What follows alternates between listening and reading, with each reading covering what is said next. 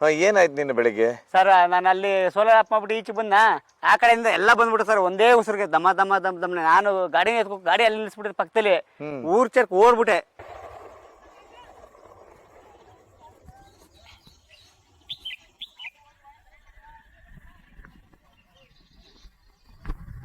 ಅದು ಮರದ ಮೇಲೆ ಮೇಲ್ಗಡೆ ಸುಳಿ ಕೂತಿತ್ತು ನಮ್ಮ ತೋಟದ ಹಸನ ಮರದ ಮೇಲೆ ಕೂತ್ಕೊಂಡಿತ್ತು.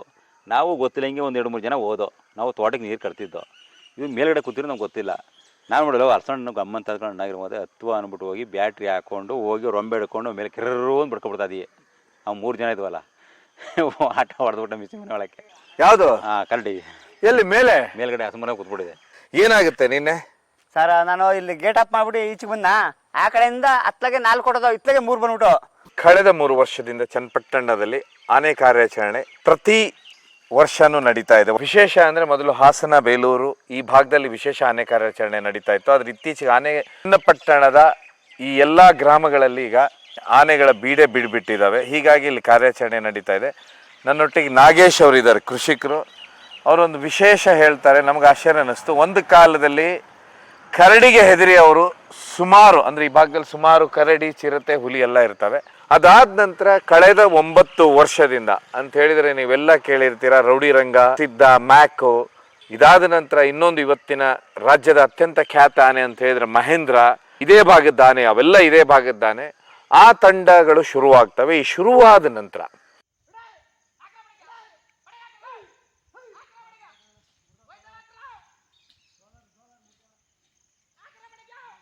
ಇಲ್ಲಿ ರೈತರು ಯಾವ ಬೆಳೆಗಳನ್ನು ಬೆಳೀತಾ ಇಲ್ಲ. ನಾಗೇಶ್ ಅವರು ಈ ಸ್ಥಳೀಯರು, ಇದೇ ಊರಿನವರು.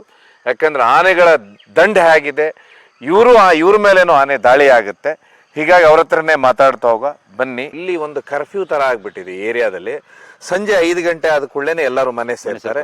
ಬೆಳಗ್ಗೆ 8 ಗಂಟೆ ಆದ್ರೆ ತಮ್ಮ ಹೊಲಗಳಿಗೆ ಹೋಗ್ತಾರೆ. ಇದೆಲ್ಲದಕ್ಕಿಂತ ಹೆಚ್ಚಾಗಿ ಎಲ್ಲರೂ ಎಲ್ಲ ಬೆಳೆಯನ್ನು ಬೆಳೆಯೋದೇ ಬಿಟ್ಟುಬಿಟ್ಟಿದ್ದಾರೆ. ಈಗ ಮಟ್ಟದಲ್ಲಿ ಆನೆಗಳ ತಂಡೋಪತಂಡ ಅಂದ್ರೆ 40-50 ಆನೆಗಳ ತಂಡನೇ ಓಡಾಡ್ತಾ ಇದಾವೆ. ಇಡೀ ಕೃಷಿ ಪದ್ಧತಿನ ಚೇಂಜ್ ಆಗಿದೆ. ಯಾಕೆ? ಏನಾಗಿದೆ? ಅಂತ ದೊಡ್ಡ ಘಟನೆಗಳು ಏನ್ ನಡೀತಾ ಇದಾವೆ ಇಲ್ಲಿ? ನೀವ್ ಹೇಳ್ತಿದ್ರ ಆನೆ ದಾಳಿಗಿಂತ ಕರಡಿ ದಾಳಿ ಡೇಂಜರ್ ಅಂತೇಳಿ. ಯಾಕಿದು? ಅದು ಒಂದೇ ಸತಿಗೆ ಸಿಗಾಕೊಂಡ್ರೆ ಒಂದೇ ಸತಿ ಪ್ರಾಣ ಹೋಯ್ತದೆ. ಅದು ಯಾವುದು? ಆನೆ ಕಾಲು ಮಾಡ್ತಾ ಸೊಳ್ಳೆ ಹೊತ್ತು ಹೋಗೋದು ಒಂದ್ಸತಿ ಸಾಯಿಸ್ತದೆ, ಜೀವ ಹೋಯ್ತು. ಈ ಕರಡಿ ದಾಳಿಗೆ ಸಿಗಾಕೊಂಡ್ರೆ ನಾವು ತಿಂಗಳ ಗಂಟೆ ಹೊರಡಬೇಕು ಸರ್. ಅದು ನರಳಾಡಬೇಕು.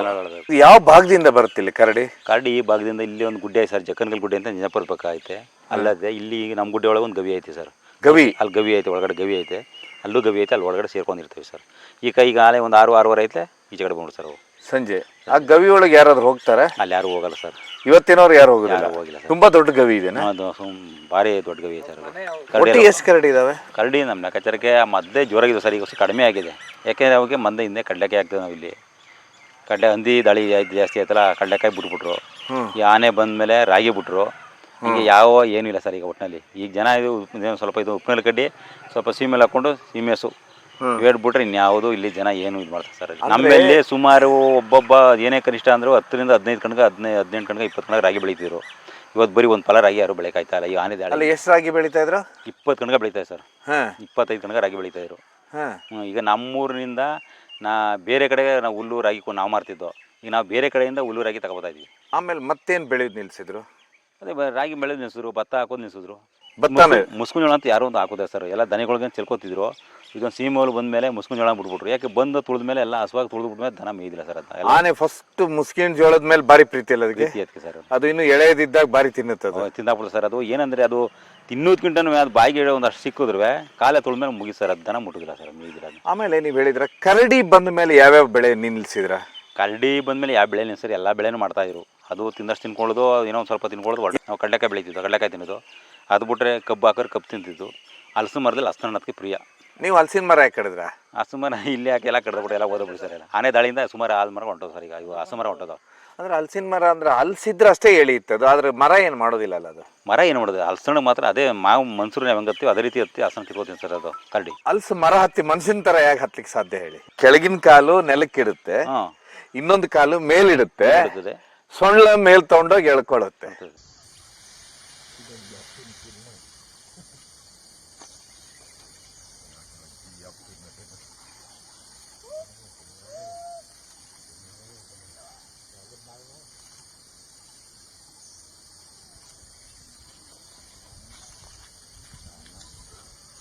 ಈ ಕಡ್ಲೆ ಹಾಕೋದ್ ಬಿಟ್ಬಿಟ್ರು, ಯಾವುದು ಕರಡಿ ಬಂದ್ಮೇಲೆ. ಕರಡಿ ಬಂದಮೇಲೆ ಹಂದಿ ಬಂದಮೇಲೆ. ಹ್ಮ್ ನಮ್ಮ ಕಡೆ ಸರ್ ಕಡಲೆಕಾಯ ಕುಂಟಾಲ್ ಗಟ್ಟಲೆ ಕಡಲೆಕಾಯಿ ಬೆಳೀತಿದ್ರು. 20 ಕ್ವಿಂಟಾಲು 30 ಕ್ವಿಂಟಾಲ್ ಕಡಲೆಕಾಯಿ ಬೆಳೀತಿದ್ರು. ಈ ಹಂದಿ ಮತ್ತೆ ಇವು ಜಾಸ್ತಿ ಆದ ಬಿಟ್ಬಿಟ್ಟು ಕರಡಿ. ಕರಡಿ ಮತ್ತೆ ಹಂದಿ, ಕಾಡಂದಿ. ನೀವು ಕರಡಿ ಅಷ್ಟೊಂದಿದ್ವಾ ಇಲ್ಲಿ? ಇದು ಅಷ್ಟೊಂದಿದೆ ಸರ್, ಆಗ ಬೇಜಾನಿದ್ದು.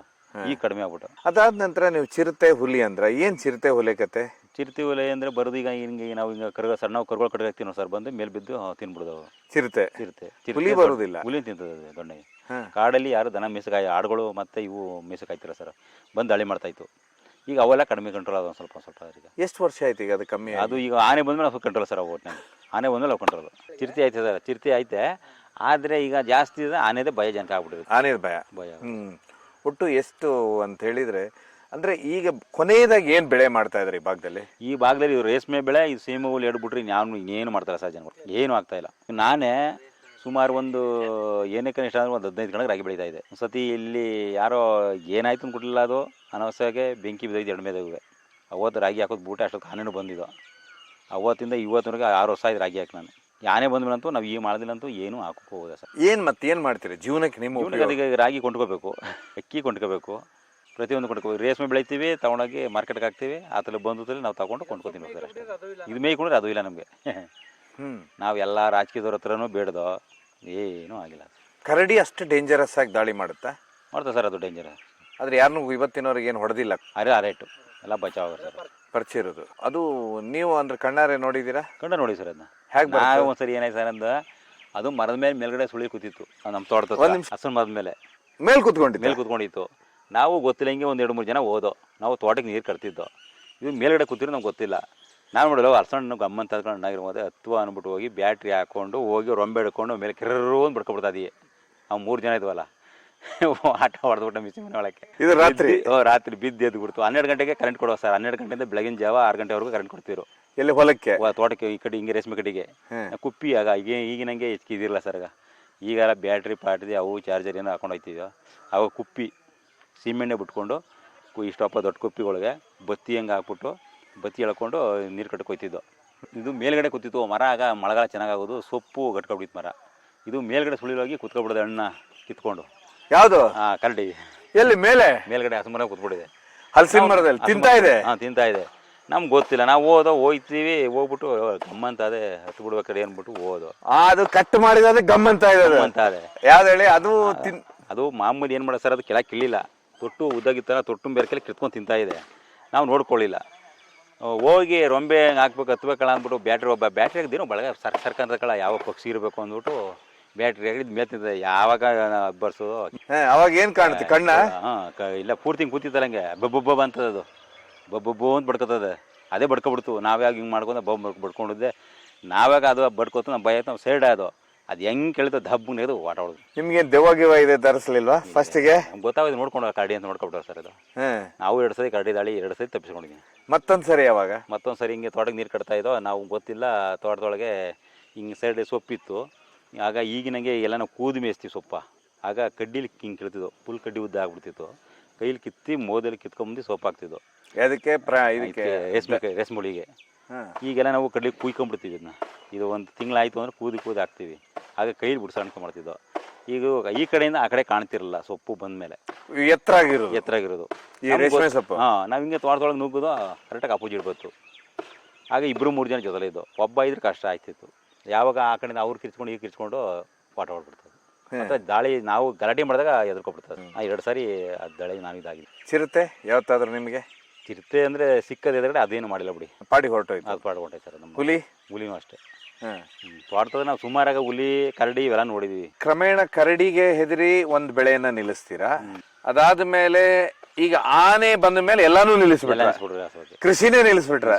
ಇದೊಂದೇ ನಮ್ಗೆ ಕೃಷಿ. ಈಗ ರೇಷ್ಮೆ ಅದೇನು ಸೊಪ್ಪು ಮೇಯ್ಕೊಂಡಿದ್ರೆ ನಾವು ಇದನ್ನ ತಿನ್ನೋದಿಲ್ಲ. ಅದು ಇದನ್ನ ರೇಷ್ಮೆ ತಿನ್ನೋದಿಲ್ಲ, ಮುಟ್ಟುದೇ ಅಲ್ಲ. ಮುಟ್ಟುವುದಿಲ್ಲ. ಅದು ಏನಾರ ಅಕಸ್ಮಾತ್ ಹಿಂಗೆ ಒಂದು 10 ಗುಳಿ ಒಂದು ತುಳಿದು ಬಿಟ್ಟಿರ್ತದೆ. ತುಳಿದ ಮೇಲೆ ಅಲ್ಲಿ ಸಾಯ್ದು ಬಿಡಿಯೋದು. ಅಂದ್ರೆ ಇದ್ರ ಕಾರಣ ಏನಂದ್ರೆ ಅದಕ್ಕೇನೋ ಇದು ಇಷ್ಟ ಇಲ್ಲ ಅನ್ಸುತ್ತೆ. ಇಲ್ಲ ಸರ್, ಇದು ಏನೋ ಇಷ್ಟ ಏನು ಇದ್ದಿದ್ರೆ ನಮ್ಮ ಹಿಂದೆ ಹಿರೀಕರು ಹೇಳ್ತಿದ್ರು, ಏನೂ ಇಲ್ಲ ಅಂದ್ರೆ ಹೊಟ್ಟೆ ಮೇಲೆ ತಣ್ಣೀರು ಬಟ್ಟೆ ಹಾಕಬೇಕಂತ ಏನಾದ್ರು. ಹಂಗೆ ತಣ್ಣೀರು ಬಟ್ಟೆ ಹಾಕಬೇಕು ನಮ್ಮ ಕಡೆ ಜನ ಕೊಡ್ತಾರೆ. ರೇಷ್ಮೆನೇ ಉಳಿಸಿದೆ ಇವತ್ತು. ಮತ್ತೇನೇನು ತಿನ್ನುತ್ತದೆ ಆನೆ ಕಾಡಲ್ಲಿ? ಕಾಡಲ್ಲಿ ಮಾಮೂಲಿ ಬಾಗೆ ಸೊಪ್ಪು ಬಿದಿರು ಸೊಪ್ಪು ಅಂಥದ್ದು ಸೊಪ್ಪು ತಿಂತಾರೆ ಅದು ಒಟ್ಟೆ ಸರ್. ರೇಷ್ಮೆ ಸೊಪ್ಪು ಅಂದ್ಬಿಡ್ತಲ್ಲ, ಈ ಸೀಮೆ ಸೊಪ್ಪು ಇದನ್ನ ಸೀಮೆ ಹುಲ್ಲ ಫಸ್ಟ್ ಸ್ಟಾರ್ಟಿಂಗೆಲ್ಲ ಸುಮಾರು ಹುಲ್ಲು ಹಾಳು ಮಾಡೋದೇ ಬಿಡಿ ಇದು ಎಲ್ಲ ನಿಂಗೆ ಒಂದು ಬಾಯಿಗೆ ಹಾಕೊಂಡು ಹಿಂಗೆ ನುಲ್ಬಿಟ್ಟು ಎಲ್ಲನೂ ಎತ್ಬಿಡೋದಿಲ್ಲ ಸರ್ ಇದನ್ನ. ಈಗ ಹೋಗಿ ಕಂಟ್ರೋಲ್ ಆಗೋಯ್ತು.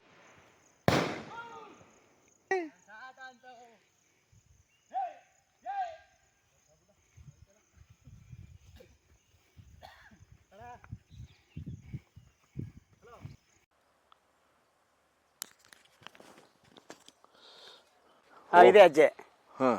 ಈಗ ಏನ್ ಮಾಡುತ್ತೆ ಇವರೇ ಆನೆಗಳು ಇಲ್ಲಿ ಬರ್ತಾವಂತ ಹೇಳ್ತಿರಲ್ಲ, ಈ ಹೊಲಕ್ ಬಂದ್ರೆ ಏನ್ ಮಾಡುತ್ತೆ ಇಲ್ಲಿ? ಎಲ್ಲ ಕೂದಿ ಮೆದೆ ಹಾಕಿದ್ರು ಸರ್, ಎಲ್ಲ ತಿನ್ಕೋತವೆ, ಮೆದೆನೆ ತಿನ್ಕೋತವೆ. ಇಲ್ಲಿ ಬಮ್ಮಡಿಪುರದ ಹತ್ರ ನೆನೆ ಗದ್ದೆ ಬೈಲ ಕೂದಾಕಿದ್ರು, ರಾಗಿ ಭತ್ತ ಎಲ್ಲಾನು ಎಲ್ಲ ಹಸುವಾಗಿ ಎಲ್ಲ ತಿನ್ಕೊಂಡೇ ಬಿಟ್ಟವೆ. ಆ ಕಡೆಯಿಂದ ತಿನ್ಕೊಂಡು ಈ ಕಡೆ ಇಲ್ಲೇ ಬಂದದ್ದು. ಇಲ್ಲೇನ್ ತಿಂದಿಲ್ಲ? ಇಲ್ಲೆಲ್ಲ ಮುರ್ಕೊಡೋದ ಸರ್, ಮಾರು ಕೊಂಬೆ. ಇಲ್ಲಿ ಬನ್ನಿ ಮುಂದಕ್ಕೆ ಎಷ್ಟು ಕೊಂಬೆಗಳು ಮುರಿದವೆ ಅಂತ ನೋಡಿ. ಉತ್ತಿರ್ತಿ ಅಜ್ಜೆ ಹೆಂಗೆ ಎಷ್ಟು ಸ್ಟಗಲ ಕಾಣಿಸ್ತವೆ ಉತ್ತಿದ್ದು. ಅಂದ್ರೆ ಇದು ಹಾಕುದಕ್ಕೆ ಏನ್ ಫಸ್ಟ್ ಹಾಕೋಕೆ ಸರ್? ನೆನ್ನೆ ಬೆಳಿಗ್ಗೆ 7 ಗಂಟೆ ಸರ್, 7 ಕಾಲು 7:30 ಒಳಗೆ. ಓ ಅಲ್ಲೆಲ್ಲ ಇದೆ. ಇಲ್ಲಿ ಇನ್ನೂ ಇದೆ ನೋಡಿ, ಇಲ್ಲೋ ನೋಡಿ ಹೆಜ್ಜೆ ಏನೋ ಕಾಣಿಸ್ತದೆ. ಮಾನ್ಯ ವೀಕ್ಷಕರೇ, ನಾವಿವತ್ತು ಏನ್ ಚನ್ನಪಟ್ಟಣದ ಭಾಗದಲ್ಲಿ ಆನೆ ಕಾರ್ಯಾಚರಣೆ ನಡೆದಿದೆ. ಮೊನ್ನೆ ಒಂದು ಆನೆ ಹಿಡಿದಿದ್ದಾರೆ, ನಿಮ್ಗೆಲ್ಲ ಗೊತ್ತು. ಈಗ ಇನ್ನೊಂದು ಆನೆ ಹಿಡಿಬೇಕಂತ ಹೇಳಿ ಇದಾಗಿದೆ. ಆದ್ರೆ ಯಾವ ರೀತಿ ಆನೆಗಳಿದಾವೆ ಇಲ್ಲಿ, ಯಾವ ರೀತಿ ಎಷ್ಟು ದೊಡ್ಡ ಆನೆಗಳಿದೆ, ಆನೆಗಳು ಬರ್ಲಿಕ್ಕೆ ಕಾರಣ ಏನಿಲ್ಲ, ಎಲ್ಲ ತೋಟ ನಾಶ ಮಾಡ್ಲಿಕ್ಕೆ ಅಂತ ಹೇಳಿದ್ರೆ ವಿಶೇಷವಾಗಿ ಬರೋದಂತ ಹೇಳಿದ್ರೆ ಇಲ್ಲಿ ಏನು ಒಂದು ಅರಣ್ಯ ತುಂಬಾ ಕಡಿಮೆ ಆಗ್ತಾ ಹೋಯ್ತು. ಅರಣ್ಯದಲ್ಲಿ ಏನು ಆಹಾರ ಇಲ್ಲ. ಆಮೇಲೆ ಅದಕ್ಕಿಂತ ಎಲ್ಲದಕ್ಕಿಂತ ಹೆಚ್ಚಾಗಿ ಕಲ್ಲು ಗಣಿಗಾರಿಕೆ ಯಾವಾಗ ಜಾಸ್ತಿ ಆಯ್ತು ಅವಾಗ ರೈತರ ಹೊಲವನ್ನ ಹೊಕ್ಲಿಕ್ಕೆ ಶುರು ಆಯ್ತು. ಇಲ್ಲೊಬ್ರು ಇದಾರೆ ಆನೆ. ಯಾವಾಗ ಸಮಯ? ನೆನೆ 7:30 ಸರ್ ಬೆಳಿಗ್ಗೆ. ಏನ್ ತಮ್ಮ ಹೆಸರು? ಪುಟ್ಟರಾಜು. ಏನಾಯ್ತು ನಿನ್ನ ಬೆಳಿಗ್ಗೆ? ಸರ್ ನಾನು ಅಲ್ಲಿ ಸೋಲಾರ್ ಆಫ್ ಮಾಡ್ಬಿಟ್ಟು ಈಚೆ ಬಂದ, ಆ ಕಡೆಯಿಂದ ಎಲ್ಲ ಬಂದ್ಬಿಟ್ಟು ಸರ್ ಒಂದೇ ಉಸಿರಿಗೆ ದಮ್ಮ ದಮ್ಮ ದಮ್ ದಮ್ಮನೆ. ನಾನು ಗಾಡಿ ಗಾಡಿ ಅಲ್ಲಿ ನಿಲ್ಲಿಸ್ಬಿಟ್ಟಿದ್ದೆ ಪಕ್ಕದಲ್ಲಿ, ಊರ್ ಚರ್ಕ್ ಓಡ್ಬಿಟ್ಟೆ.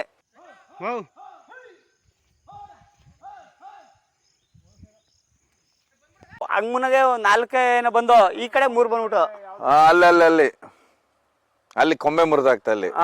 ಓ ಅದೇ ಬೀಳ್ಸಿದ್ದೆ ಎಲ್ಲ ಎಲ್ಲ ಅದೇನೆ ಸರ್. ಒಂದ್ಸಾರಿ ಹಿಂಗಂದ್ರೆ ಸರ್ ನರ್ಕ್ ಅಂತ ಹಂಗೆ ಮುರಿದಾಗ್ಬಿಡ್ತವೆ. ಈಗ ಒಟ್ಟು ಎಷ್ಟು ಆನೆಗಳಿದಾವೆ ಸರ್? ನಾವು ನೋಡುದು ನೆನ್ನೆ 7. ಯಾವ ರೀತಿ ಇದಾವೆ? ಸರಿಯಾಗಿ ಆನೆ ಮರದ ಗಂಟೆ ಉದ್ದಾಗವೆ ಸರ್. ದೈತ್ಯ ಆನೆ. ಅಯ್ಯಪ್ಪ ಭಯ ನೋಡಿದ್ರೆ ಸರ್, ನೆನ್ನೆಲ್ಲ ತಲೆನೋವು ಬಂದು ಜ್ವರ ಬಂದ್ಬಿಟ್ಟಿದ್ದು.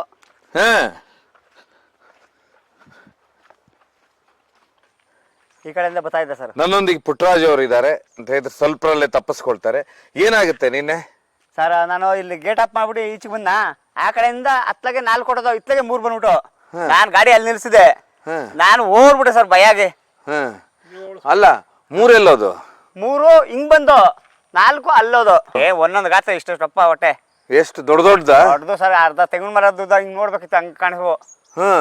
ಆನೆಗಳು ನೀವು ನೋಡ್ಬೋದು ಈ ಭಾಗದಲ್ಲಿ ಎಷ್ಟು ದೈತ್ಯವಾಗಿದೆ ಅನ್ನೋದು ವಿಶೇಷ. ಇಲ್ಲಿ ನೀವು ಮಹೇಂದ್ರ ಅನ್ನುವಂಥ ಆನೆನ ಹಿಡಿತಾರೆ ಇದೇ ಭಾಗದಲ್ಲಿ. ಸೊ ಇದು ರೌಡಿ ರಂಗ ಇರ್ಬೋದು, ಸಿದ್ಧ ಇರ್ಬೋದು, ಮ್ಯಾಕ್ ಇರ್ಬೋದು, ಇವೆಲ್ಲ ಆನೆಗಳು ಇದೇ ಭಾಗದಲ್ಲೇ ಇದ್ದು ಅವೆಲ್ಲ ದೈತ್ಯಾಕಾರದ ಆನೆಗಳೇ. ಈಗ ಮೊನ್ನೆ ಒಂದು ಹಿಡಿತಾರೆ ಅರಣ್ಯ ಇಲಾಖೆ, ದೈತ್ಯಾಕಾರವಾಗಿದೆ. ಇಷ್ಟು ಉದ್ದ ಇದೆ ಸರ್ ದಂತ. ಒಟ್ಟು ಈಗ 7 ಇದಾವಂದ್ರಲ್ಲ, ಅದ್ರಲ್ಲಿ ಏನಾದ್ರು ಮರಿ ಇತ್ತಾ? ಒಂದ್ ಮರಿ ಇತ್ತು ಸರ್, ಒಂದು ಇಷ್ಟು ಉದ್ದ ಇತ್ತೇನ ಮರಿ. ನಮ್ಗೆ ಸರ್ ಮರಿ ಆ ಸುರುಕೊಲ್ಲದಂತನ ಭಯ. ಯಾನೆ ನೋಡಿದೋಟ್ಗೆ ಊರ್ ಕಡೆ ಓಡುವುದೇ ಹೋಯ್ತು. ಏನ್ ಮಾಡಿದ್ರೆ ಇಲ್ಲಿ ಸೋಲಾರ್ ಮತ್ ಹಾಕಿದೀರಾ? ಅದ ಯಾಕೆ ಆನೆ ಬರ್ತಾವ ನಿಮ್ ತೋಟದಲ್ಲಿ? ಬರ್ಬಾರ್ದಲ್ಲ ಆನೆಗಳು? ತೋಟದಲ್ಲಿ ಬರ್ಲ ಸರ್, ಇಲ್ಲಿ ಪಕ್ಕದಲ್ಲಿ ಸೀಮೆ ಹುಲ್ಲು ಇಲ್ಲಿ ಬತ್ತಲ್ಲ. ನಾನು ಗಾಡಿ ಅಲ್ಲಿ ನಿಲ್ಲಿಸ್ಬಿಟ್ಟು ಇಲ್ಲಿ ಬೀಗ ಹಾಕೊಂಡ್ಕೊ ಬಂದೆ ತೋಟಕ್ಕೆ. ಎಲ್ಲಿ? ಇಲ್ಲಿ ಇದ್ರೊಳಗೆ ಬರ್ಲಿಲ್ಲ? ಒಳಗ್ ಬರ್ಲಿಲ್ಲ. ಈಗ ಒಂದು ವಾರದಲ್ಲಿ ಬಂದು ಟಚ್ ಮಾಡಕ್ ಹೋಗಿತ್ತು. ಯಾವ್ದು? ಇದನ್ನ ಅಂದ್ರೆ ಒಳಕ್ ನುಗ್ಗಿರ್ಲಿಲ್ಲ. ಇವಾಗ ಇಲ್ಲ ಸರ್, ಅರಣ್ಯದವ್ರೆ ಕೊಟ್ಟಿದ್ದಾರೆ. ಯಾರು ಇದನ್ನ?